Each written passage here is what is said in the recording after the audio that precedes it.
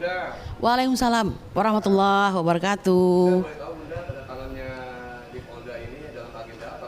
Iya, saya kan sebenarnya setelah di BAP kemarin ya dalam status sebagai tersangka itu akhirnya ada wajib lapor ya, dan ini adalah wajib lapor ketiga yang sebenarnya harusnya dilakukan setiap hari Kamis begitu, tetapi mereka tidak terlalu strict begitu. Kalau ada kepentingan kita tinggal datang, kemudian kita lapor pada hari yang misalnya lebih dimundurkan begitu. Jadi itu jadi sudah selesai tadi, alhamdulillah. Ini laporan yang ketiga, wajib lapor ketiga ya. Status terbarunya apa lagi nih, Bu? Ya, jadi kalau ke depan ini, hari ini kebetulan kami harusnya kita mengantarkan saksi kita ya, ahli untuk didengarkan keterangannya begitu. Nah, tetapi ada sedikit kendala, saksi kita orang tuanya meninggal. Jadi kami menyampaikan ke pihak untuk melaporkan mungkin akan reschedule seperti itu.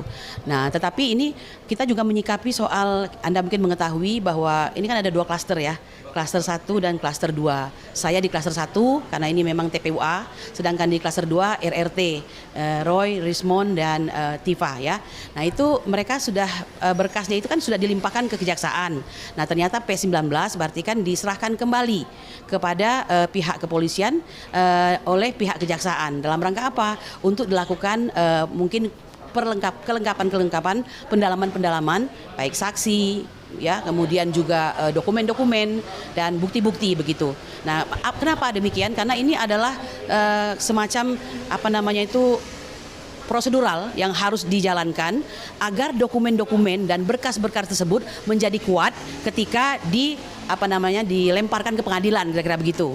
Jadi itu maksudnya begitu. Nah, ini yang dimaksud dengan mengapa tindak pidana itu ya, atau proses pidana itu ultimum remedium. Jadi dia tuh memang satu tindak terakhir yang dilakukan, mengingat memang harus presisi, harus tepat, harus lengkap, harus benar-benar. Ini soal memenjarakan orang masalahnya begitu ya. Seperti itu kira-kira. Tapi ada yang janggal ya, Bun ya, lucu ya. Iya, memang kalau kami ya terus terang saja seperti yang selalu saya katakan, ketika saya di BAP pada tanggal 22 Januari itu, sesungguhnya itu bukan BAP terhadap tindak pidana. Lalu kami sebagai tersangka kriminal, bukan. Ini adalah BAP kriminalisasi. Ya, kita sudah paham lah dari awal pelaporan sampai dengan bergulir perkara hampir 10 bulan ini, kami merasakan banyak sekali kejanggalan. Dan perlu Mas Oji ketahui nih ya sebagai jurnalis bahwa ini luar biasa. Kalau Anda melihat perkembangan terbaru ini ya, ini luar biasa. Bagaimana persidangan di KIP, Komisi Informasi Publik ya, itu kita lihat alhamdulillah tim kita banyak mendapatkan kemenangan, dalam artian sidang-sidang yang dilakukan itu sudah menunjukkan arah daripada perkara ini, bahwa persangkaan kita tuh sepenuhnya tidak salah begitu. Nah, lalu bagaimana dengan hari ini citizen lawsuit yang ada di di Surakarta ya, Pak Dr. Muhammad Taufik ya, kita lihat sendiri ini mungkin termasuk menggembirakan ya, karena berhasil untuk masuk dalam pokok perkara, akhirnya pemeriksaan, bahkan hari ini sudah pembuktian ya. Nah, kita tunggu saja hasilnya. Dan itu banyak hal-hal yang ditemukan yang akhirnya boleh dikatakan itu klop dengan kecurigaan yang kita rasakan selama ini begitu. Ya, kita lihatlah. Nah, cuma memang namanya kita ini rakyat kecil ya, atau orang biasa begitu. Ketika walaupun bukti-bukti kuat itu ada pada kita, ternyata tidaklah sebegitu mudah kita untuk langsung menjadi pemenang dalam perkara tersebut begitu. Nah, ini berbeda dengan mereka yang mempunyai pemegang relasi kuasa dan pemegang relasi uang ya, apalagi orang itu telah berkuasa sedemikian lama gitu kan.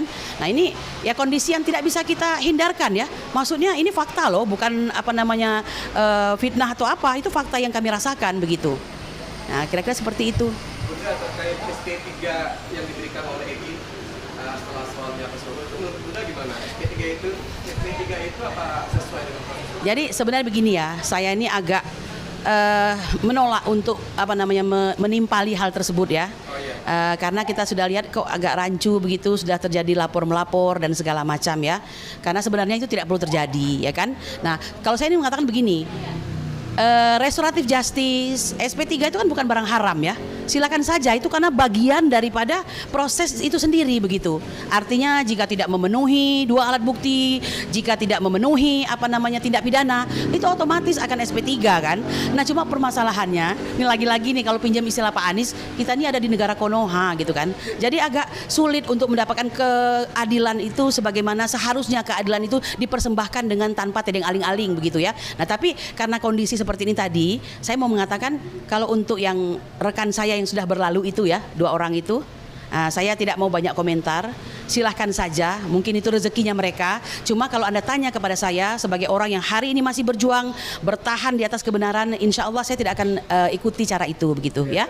Karena kita kan sedang memperjuangkan sesuatu ya. Kalau kita meminta maaf sesuatu berarti kita mengakui dong kita telah melakukan kesalahan atas itu begitu. Nah, ini kan tidak bisa seperti itu. Ya, kita kan menginginkan ini dibuktikan di pengadilan ya kan.